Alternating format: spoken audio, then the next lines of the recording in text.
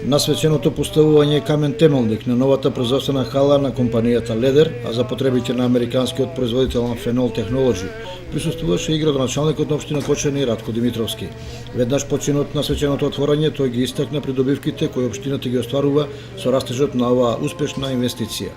Имаме задоволство да присуствуваме на осветувањето на погонот број 3 на фабриката Амфенол на инвеститорот кој што е во општина Кочани и во исто време поставување на камен темелник на четвртиот погон овде во општината Кочани.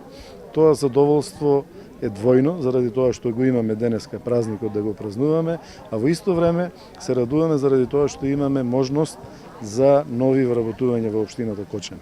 Само за подсетување, досега во постојните 3 погони имаме вработено околу 1200 нови вработувања, значи во последните 3 години, а додека со завршувањето на оваа нова хала од 3000 квадрати, која што би требало да биде завршена за 6 месеци, ќе овозможиме вработување уште на околу 600 нови лица од општината Кочани.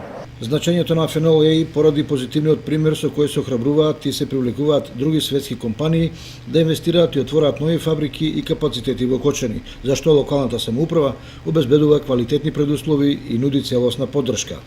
Потврда за тоа е и успешната бизнис приказна со холандската компанија Антура, која исто така бележи мощен динамичен развој.